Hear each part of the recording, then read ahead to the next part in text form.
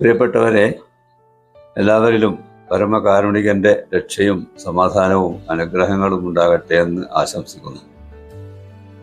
ബലിപെരുന്നാളുമായി ബന്ധപ്പെട്ട ചില കാര്യങ്ങൾ നിങ്ങളുടെ ശ്രദ്ധയിൽപ്പെടുത്താനാണ് ഈ വീഡിയോയിൽ ഉദ്ദേശിക്കുന്നത്. കേരളത്തിൽ മെയ് 28 വ്യാഴാഴ്ചയാണല്ലോ ബലിപെരുന്നാൾ തീരുമാനിച്ചിട്ടുള്ളത്. അതായത് കേരളത്തിൽ ദുൽഹിജ്ജ 10 മെയ് 28 വ്യാഴാഴ്ചയാണ് എന്നർത്ഥം. സൗദി അറേബ്യയിലും മറ്റ് ഗൾഫ് നാടുകളിലും മെയ് 27 ബുധനാഴ്ചയാണ് ബലിപെരുന്നാൾ. അഥവാ അവിടങ്ങളിൽ ദുൽഹിജ്ജ 10 ബുധനാഴ്ചയാണ്.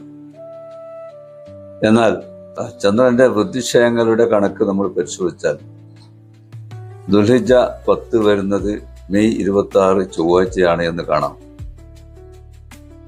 മെയ് 16 ശനിയാഴ്ചയായിരുന്നു കഴിഞ്ഞ മാസം അവസാനിച്ചത്.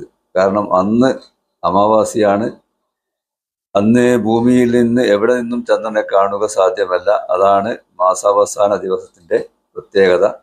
അതുകൊണ്ട് മെയ് 17 ഞായറാഴ്ച ദുൽഹിജ്ജ 1 അന്ന് വൈകിട്ട് ലോകത്തിന്റെ പല ഭാഗത്തും സൂര്യൻ അസ്തമിച്ചതിന് ശേഷം ചന്ദ്രനെ കാണുകയുണ്ടായി. അത് 1 ചന്ദ്രനാണ്. ആ ഒരു കണക്കനുസരിച്ച് നമ്മൾ പരിശോധിക്കുമ്പോൾ ദുൽഹിജ്ജ 10 വരുന്നത് മെയ് 26 ചൊവ്വാഴ്ചയാണ്. അപ്പോൾ കണക്കനുസരിച്ച് ദുൽഹിജ്ജ 10 ചൊവ്വാഴ്ചയും ഗൾഫ് നാടുകളിൽ ദുൽഹിജ്ജ 10 ബുധനാഴ്ചയും നമ്മുടെ കേരളത്തിൽ ദുൽഹിജ്ജ 10 വ്യാഴാഴ്ചയുമായി വരുന്ന ഒരു വിചിത്രമായ കാഴ്ചയാണ് നമ്മൾ കാണുന്നത്. എന്നാൽ ഇംഗ്ലീഷ് കലണ്ടർ നിങ്ങൾ പരിശോധിച്ചാൽ അവിടെ മെയ് 26 ചൊവ്വാഴ്ച, മെയ് 27 ബുധനാഴ്ച, മെയ് 28 വ്യാഴാഴ്ച. ഒരു തീയതി ഒന്നിൽ കൂടുതൽ ദിവസം വരിക എന്ന് പറഞ്ഞാൽ തന്നെ തീയതി എന്ന ആ ഒരു കൺസെപ്റ്റിന് തന്നെ വിരുദ്ധമാണ്.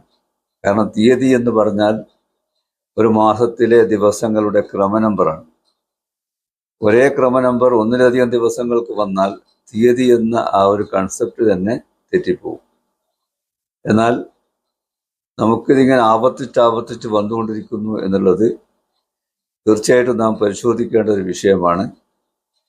ഒരു തീയതി ഒരു ദിവസത്തിൽ മാത്രം വരുന്ന രൂപത്തിലാണ് ചന്ദ്രന്റെ ബുദ്ധിക്ഷയങ്ങൾ സൃഷ്ടികർത്താവ് സംവിധാനിച്ചിട്ടുള്ളത്. അത് നമുക്ക് എളുപ്പം ചന്ദ്രന്റെ ബുദ്ധിക്ഷയങ്ങൾ നിരീക്ഷിച്ചാൽ മനസ്സിലാക്കാൻ സാധിക്കും. ഈ ഒരു വിഷയം മാത്രമാണ് ഇപ്പോൾ ശ്രദ്ധയിൽപ്പെടുത്തുന്നത്.